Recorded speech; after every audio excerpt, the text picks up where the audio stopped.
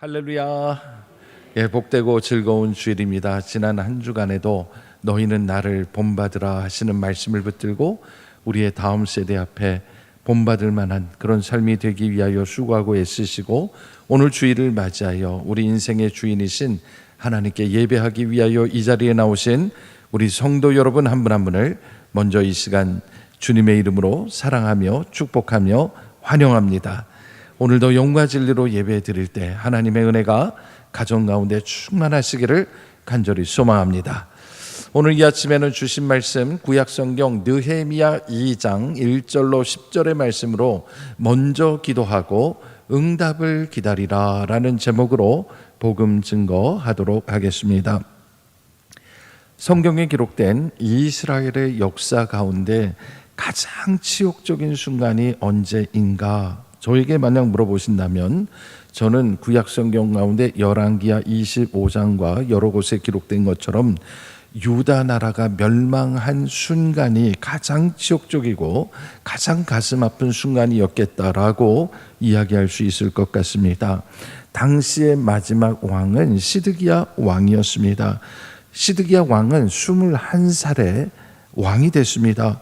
그런데 그가 했던 모든 행위가 여호와 보시기에 악했다고 성경은 증거하고 있습니다.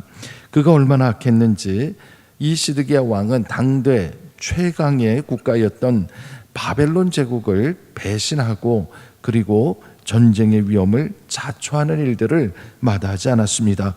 그 결과 이 시드기야 왕이 21살의 왕이 돼서 9년이 지나 이제 열째 달 10일에 바벨론 왕 느부갓네살이 바벨론 군대를 이끌고 예루살렘을 함락시키기 위하여 쳐들어오는 일이 벌어졌습니다. 전쟁이 벌어진 것입니다. 어마어마한 군사력을 보유한 이 바벨론 군대는 예루살렘을 포위하고 한 사람도 빠져나가지 못하게 하고 계속해서 압박하며 성벽을 무너뜨리기 시작했습니다. 2년 가까이 그렇게 예루살렘을 봉쇄하고 그렇게 공격을 했습니다.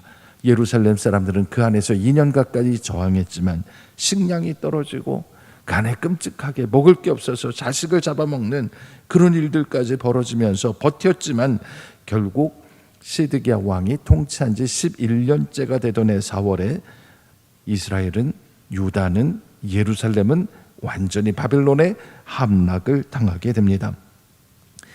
전쟁에서 패배하자 이 바벨론에 호기롭게 맞섰던 시드기야 왕은 처참한 모습으로 끌려가게 됩니다. 바벨론 왕 느부갓네살 앞에 가서 신문을 당하는데 그의 아들, 그의 뒤를 이어서 왕자가 될 그 왕자들을 전부 다 데려다가 이 시드기야 왕이 보는 앞에서 하나씩 죽였습니다.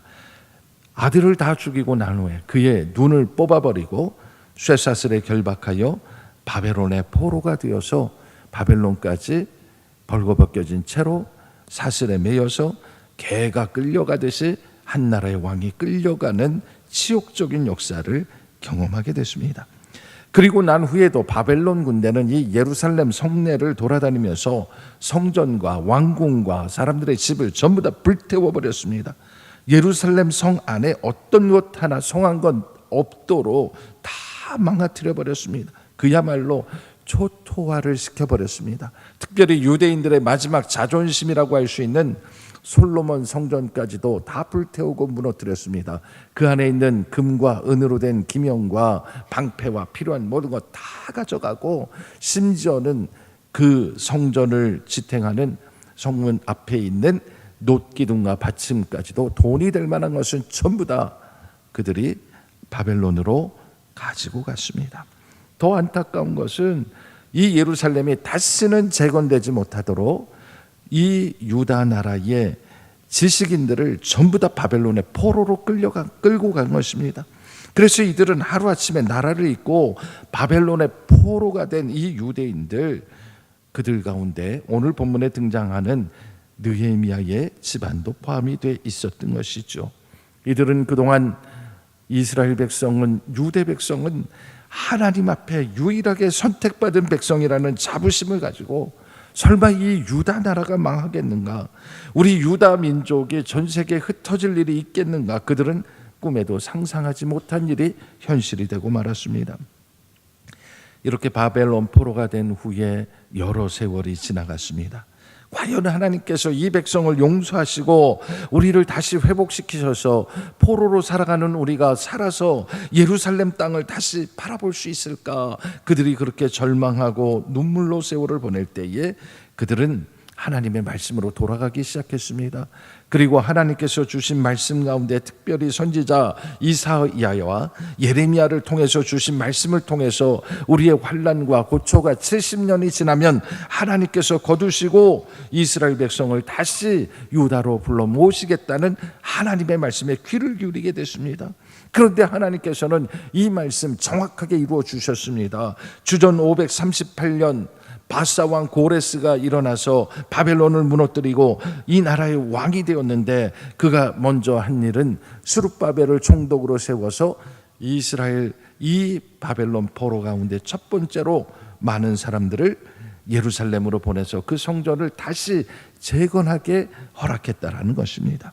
그때 스룹바벨과 함께 예루살렘으로 돌아온 그 많은 사람들이 고생해서 그 무너진 성전 자리에 두 번째 성전, 우리가 스룹바벨 성전이라고도 얘기하고 제2성전이라고도 얘기하는 그 성전을 짓게 됩니다. 첫 번째 성전과는 비교할 수 없을 정도로 작고 초라했지만 그래도 성전이 재건된 것만으로도 그들은 큰 기쁨과 감사로 하나님께 제사를 올릴 수 있었습니다. 이렇게 일제 바벨론 포로가 있었지만 이스라엘이 완전히 회복된 게 아니었습니다. 왜냐하면 그들 가운데 영적인 회복이 일어나지 못했기 때문입니다. 그래서 하나님께서는 79년 지난 후에 주전 458년에 학사겸 제사장 에스라를 중심으로 2차 바벨론 포로 귀환이 이루어지도록 하나님이 역사하셨어요. 이것은 성전은 세워졌지만 그 안에 선포되어야 될 율법과 계명과 규례와 제사의 모든 것을 백성들이 알지 못하기 때문에 여전히 성전은 있지만 믿음으로 살지 못하는 그들을 위하여 하나님이 학사겸 제사장 에스라를 보내서 신앙 재건 운동을 벌이게 된 것이죠. 그리고 난 후에 이스라엘 백성 가운데는 여전히 바벨론에 남아 있어서 귀환하지 못한 많은 사람들이 있었는데 그 중에 한 사람이 바로 오늘 본문에 등장하는 느헤미야라는 사람입니다. 이 느헤미야라는 사람이 느헤미야 1장 1절 이하의 말씀을 보게 되면 당시의 왕이었던 아닥사스다 왕 제20년 기슬루월에 이 느헤미야가 예루살렘에 돌아갔던 그 형제들이 다시 찾아와서 하는 이야기를 듣게 됐습니다. 이들의 이야기를 들었는데 벌써 많은 사람들이 1차, 2차 바벨론 포로에서 귀환하여 예루살렘을 회복했다고 생각하고 있었는데 들어보니 예루살렘 성전은 다시 세워졌지만 성벽은 여전히 불탄 채로 허물어진 채로 다 황폐한 모습 그대로 있고 지금도 이방인들이 수시로 예루살렘을 드나들며 환난과 능욕 가운데 살고 있다라는 안타까운 소식을 듣게 된 것입니다. 저는 이 말씀을 묵상하면서 이 느헤미야 시대 때의 현실이 오늘 우리나라의 현실과도 같다라는 생각이 들어서 너무나 안타까운 것이죠. 특별히 우리 젊은 사람들의 눈으로 이 나라의 미래를 바라보면 정말 답답한 심정에 느헤미야 같이 하나님 앞에 울며 금식하며 기도하지 않을 수 없는 그런 상황이 벌어지고 있구나 하는 것을 깨닫게 된 것입니다. 그런데 하나님께서는 그 느헤미야가 금식하며 기도할 때 하나님은 조국 회복의 꿈을 꾸게 하셨고 하나님의 말씀대로 그를 이끌어 가시는 역사가 일어나게 하셨다는 것이죠. 그것이 바로 오늘 본문 말씀의 핵심입니다. 그래서 저는 오늘 본문 말씀을 묵상하며 받은 바 은혜를 이 시간 두 가지로 선포하기를 원하는데 우리 모두 가슴에 새기시고 나라와 민족을 위하여 기도하시고 기도로 이 나라가 다시 세워지는 역사가 일어나기를 주님의 이름으로 축원합니다. 먼저 첫 번째 말씀입니다. 하나님께서는 무슨 일을 하든지 먼저 기도하고 응답을 기다리라 말씀하십니다. 아멘. 우리는 어떤 일을 하든지 먼저 하나님께 기도하고 하나님의 나라와 의를 구하고 하나님의 뜻을 구하고 하나님의 응답받고 우리가 행할 때에 하나님의 역사가 일어남을 기억해야 할 것입니다. 느헤미야가 그랬습니다. 오래전에 예루살렘에 들어갔던 형제들 다시 돌아와서 하는 얘기 들어보니 여전히 예루살렘이 복구되지 못했다는 이야기를 듣고 가슴이 찢어앉아 그가 주저앉아 하나님 앞에 금식하며 기도했습니다. 느헤미야 1장 4절을 보니 이렇게 얘기했습니다. 내가 이 말을 듣고 앉아서 울고 수일 동안 슬퍼하며 하늘의 하나님 앞에 금식하며 기도하여 라고 얘기했습니다.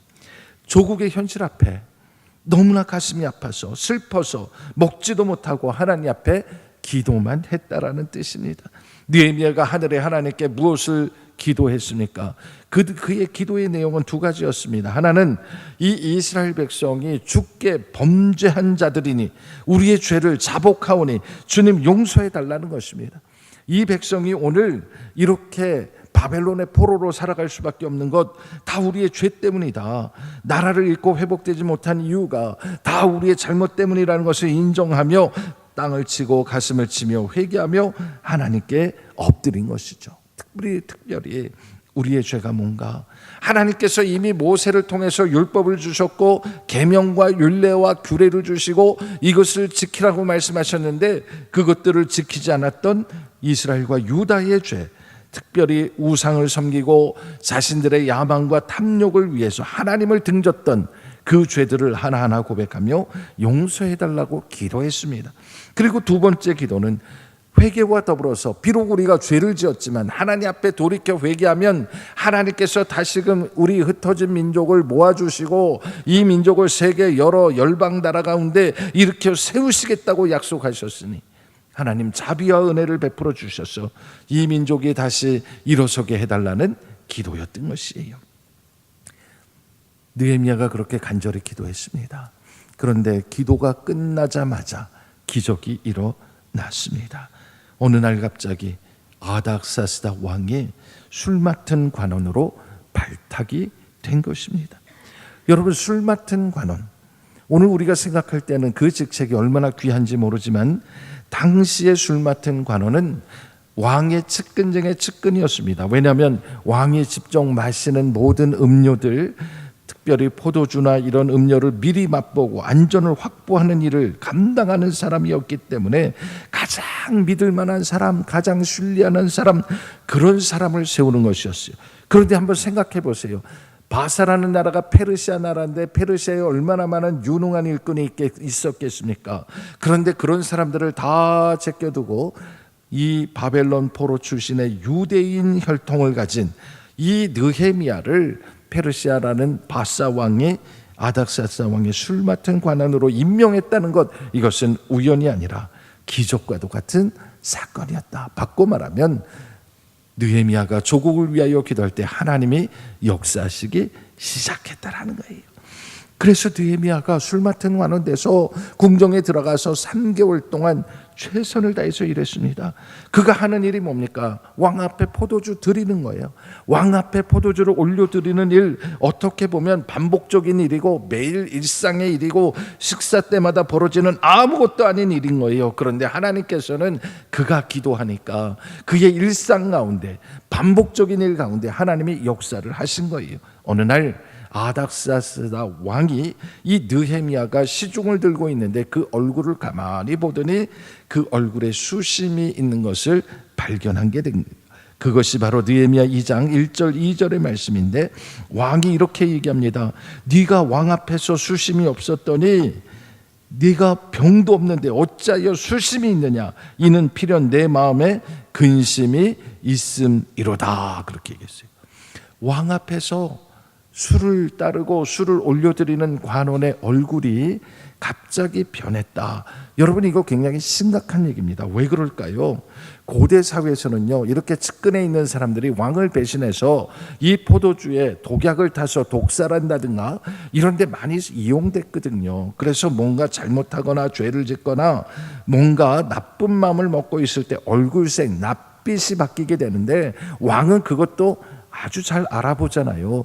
그래도 좀 이상하다, 평소와 다르다, 뭐냐? 그렇게 물어본 거예요. 그러니 이 느헤미야가 지금 오해를 받게 된 것입니다. 얼마나 당황했겠습니까? 그래서 이 느헤미야가 어마어마하게 당황하면서 사실은요 그게 아닙니다라고 얘기하면서 내 얼굴 낯빛이 이렇게 수심이 드는 것은 나의 개인적인 문제가 아니라 내 조국, 내가 살던 나라, 내 조상 대대로 묘실이 있는 그곳이 지금도 황폐하고 불탔다는 이야기를 들으니까 내 마음이 너무나 근심이 생겨서 이렇게 내 얼굴에 수심이 있는 겁니다. 그렇게 얘기를 한 거죠. 여러분, 그 말을 믿어주는 것 자체가 기적 아닙니까? 그런데 왕이 그 말을 믿어줬을 뿐만 아니라 나아가서 뭐라고 얘기하냐면, 그래? 그러면 내가 너한테 뭘 해주기를 원하니? 라고 왕이 말합니다. 저는요 이 단어가 넘어가는 순간에 하나님의 기적이 일어나고 있구나라는 하나님의 눈으로 보게 되는 것이죠. 왕이 만약에 너가 지금 무슨 말하는 거야? 거짓말하는 거 아니야? 믿어주지 않았다면 아마 느헤미야는 살아남지 못했을 겁니다. 그런데 왕이 믿어줬습니다. 그리고 내게 무엇을 해주면 좋겠냐, 그렇게 얘기하는 거죠. 여러분, 그런데 이 상황에서 느헤미야가요 왕이 이렇게 말씀하시니까 더 큰 부담이 온 거예요. 왜냐하면 무엇을 해주기를 원하느냐는 이 왕의 질문 앞에 내가 이렇게 답할 수도 있고 저렇게 답할 수도 있는데, 만약 내가 잘못 말하면 나뿐만 아니라 나와 함께 있는 바벨론에 있는 이스라엘 공동체가 전부 다 어려움을 겪게 되는 그런 상황이었기 때문에 느헤미야는 이야기할 때 함부로 말하기가 어려웠던 거예요.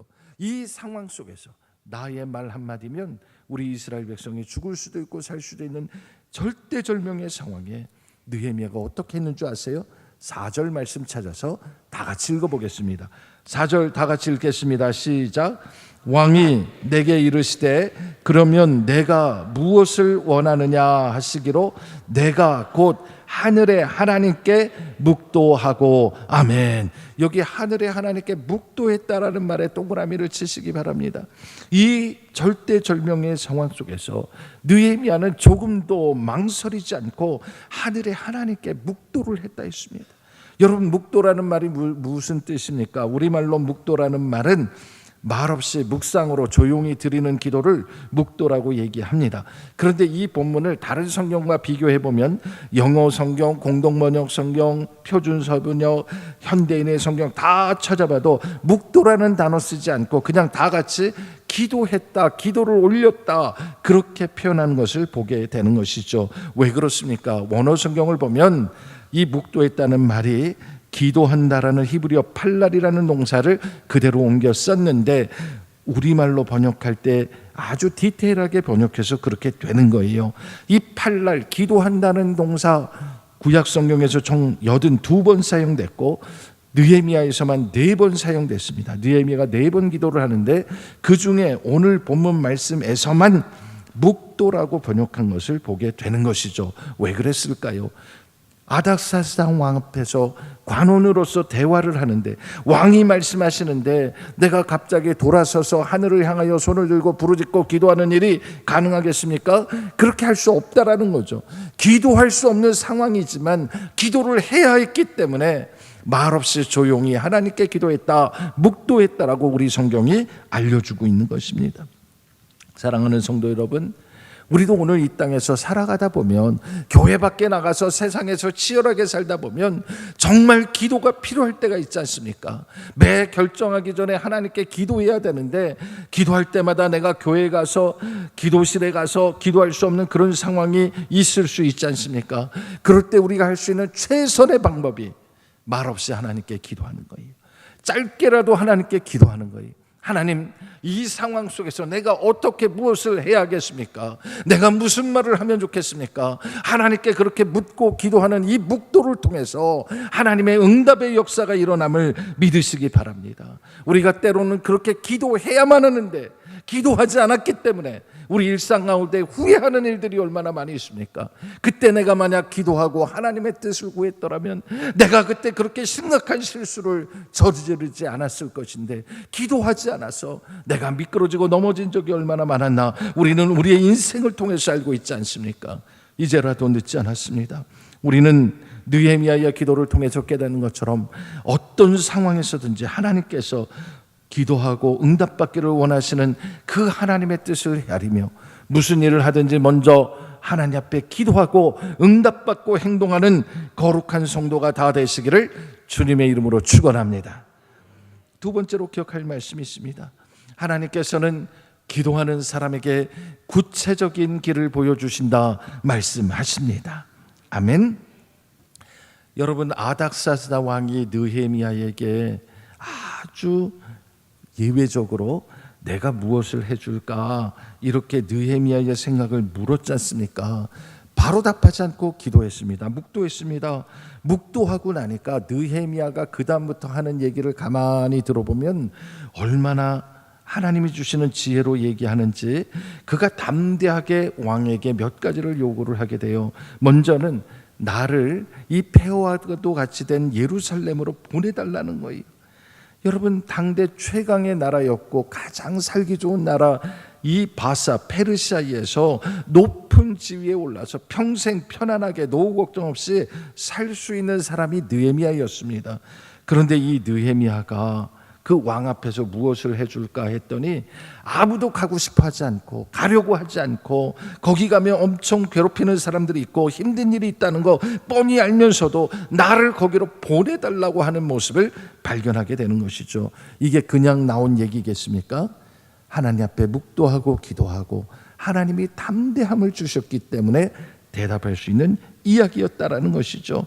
그래서 오늘 5절 말씀 끝에 보면 나를 거기 보내달라고 얘기하면서 보내달라는 이유를 또 얘기합니다. 그 성을 건축하게 하옵소서.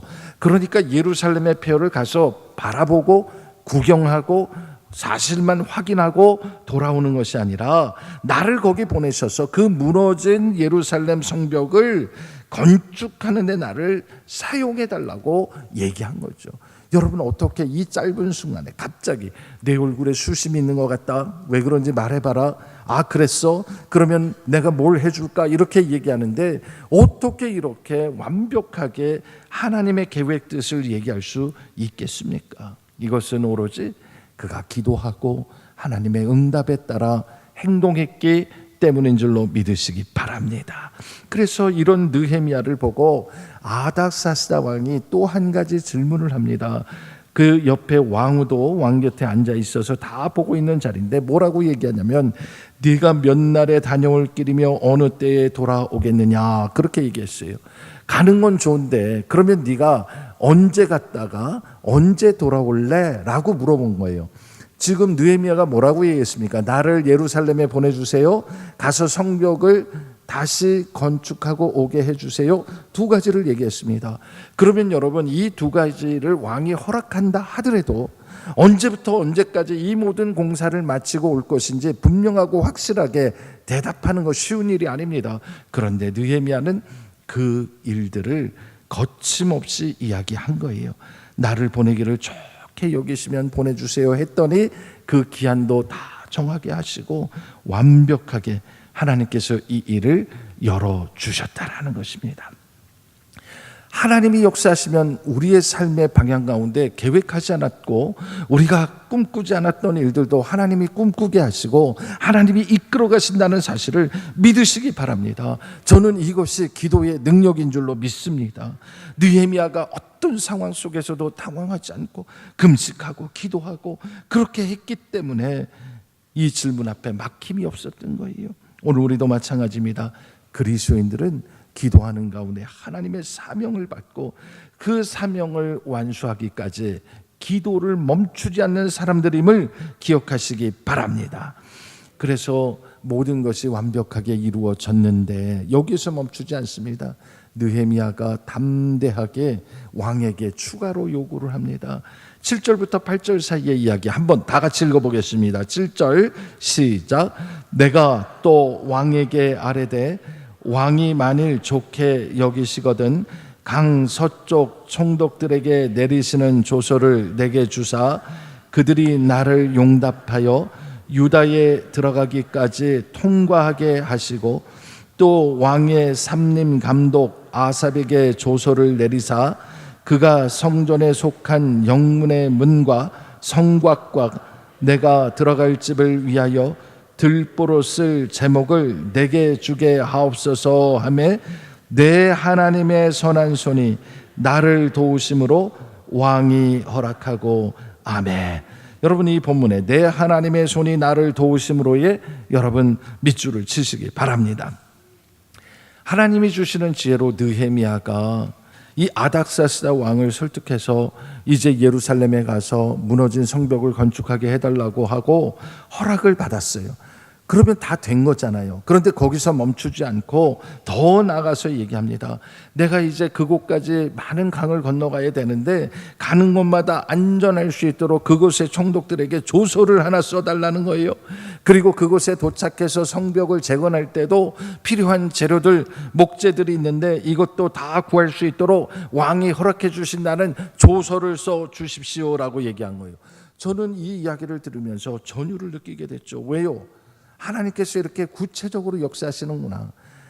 느헤미야가 이런 날이 올 줄 어떻게 알았겠습니까?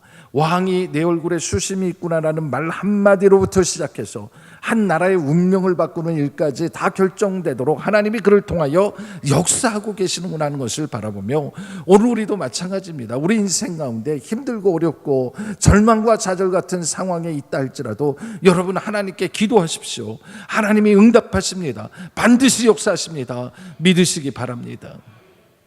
어제 저는 우리 교회 청년부를 담당하는 목사님으로부터 한 가지 소식을 듣게 됐습니다. 우리 청년부에 속한 한 형제가 어려움에 빠졌다는 이야기를 들었어요. 자기 형님과 함께 고성에 카페를 내기 위해서 그 카페를 식물원 컨셉으로 이렇게 만들기 위해서 애쓰고 있었다는 거예요. 그런데 어느 거래선에서 꽃을 수천 송이를 주문해 놓고 막상 그것을 사다가 납품하려고 하니까 주문을 취소하고 돈을 줄 수 없다라는 거예요. 그래서 갑자기 수많은 꽃들을 떠안게 돼서 시작도 못 해보고 절망과 좌절 가운데 있다는 이야기를 들었어요. 그래서 제가 목사님하고 같이 기도하는 가운데 우리가 청년부 헌신 예배를 오늘 드린다는데 이 땅에 이렇게 청년들이 살아보겠다고 애쓰는데 어려움을 겪고 있는데 우리가 말로만 사랑한다 그러고 우리가 말로만 열심히 살라고 얘기하고 돕지 않는다면 무슨 의미가 있겠는가? 우리 교회가 도울 수 있는 방법이 뭐가 있겠는가? 그렇게 생각하면서 청년과 함께 대화를 시작했습니다. 그리고 청년과 함께 이런 제안을 하게 됐습니다.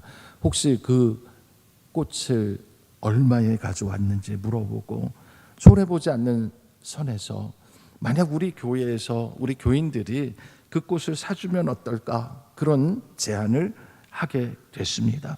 그랬더니 그래만 주시면 너무 고맙죠 하는데요. 물어보니까 꽃 이름이 다 알리아예요. 저는 꽃 이름을 보는 순간 이거 하나님이 역사하신다. 이게 하나님이 하신지 다 알리라. 꽃 이름이 다 알리아예요. 그래서 그러면 이 비싼 꽃을 얼마에 줄 수 있냐 그랬더니 화분 3개의 꽃이 핀 거를 10,000원에 준다는 거예요. 3개에 10,000원을 준다 그러니까 제 마음이 어떻게 들었냐면 저부터 사야겠다. 하나는 내 책상에 두고 꽃을 피우는 심정으로 기도해야겠다. 이 교회를 위해서 청년들을 위해 기도해야겠다. 또 하나는 우리 옆집 아랫집에 선물해야겠다. 전도를 위해서. 그리고 3번째로는 우리 교회 주변에 마당이나 교회 밖에 심어서 우리 교회 주변이 꽃동산이 되게 한번 해보자. 10,000원 갖고 이렇게 할 수 있다면 이거 기적 아닌가. 그렇게 하자고 마음을 모으고 또 우리 당회에 건의를 했어요. 우리 장로님들이 다 한마음으로 좋습니다. 우리 청년들을 살립시다. 그렇게 하셔가지고 오늘 혹시 예배 끝나고 나가다 보면 마당에서 꽃을 파는 일이 있을 거예요. 여러분 이거 장사가 아닙니다. 교회에서 장사하면 안 되죠. 이건 장사가 아니라 청년을 살리는 일이에요. 여러분 혹시 성령의 감동이 있다면 꽃을 피우는 심정으로 기도하며 하나님의 역사를 구하는 성도들 되기를 주의 이름으로 축원합니다. 느헤미야가 그렇게 하나님께 기도하고 응답받아서 어떤 일들이 벌어졌습니까? 하나님께서 그를 예루살렘으로 보내셔서 52일 만에 성벽이 재건되게 하지 않았습니까? 아무도 하지 못한 일, 100년이 지나도 못한 일, 그 한 사람을 통하여서 52일 만에 하게 하는데 그 과정에 얼마나 많은 방해가 있었습니까? 호론 사람 산발랏과 암몬 사람 도비와 같은 그런 사람들의 집요한 방해와 공격이 있었지만 이 모든 것들을 이겨내고 백성들의 마음이 하나가 되게 해서 50일 만에 성벽 재건 완성하지 않았습니까? 오늘 우리도 마찬가지입니다.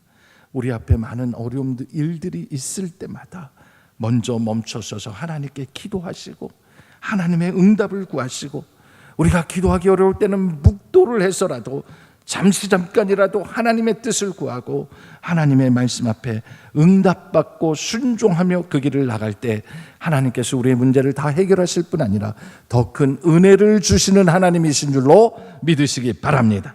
기도하겠습니다. 은혜롭고 자비로우신 아버지 하나님, 오늘 우리가 살아가는 세상 가운데 많은 시련, 어려움이 있습니다. 그러나 우리는 하나님이 여전히 살아계시며 역사하시고 날마다 우리가 기도하고 구할 때 은혜 주시는 하나님이신 줄로 믿습니다. 이 한 주간 우리 앞에 어떤 일이 펼쳐질지라도 느헤미야와 같이 울며 금심하며 기도함으로 하나님의 뜻을 이루어가는 거룩한 성도, 거룩한 가정, 거룩한 교회가 되게 하여 주시옵소서. 예수님의 이름으로 기도하옵나이다. 아멘.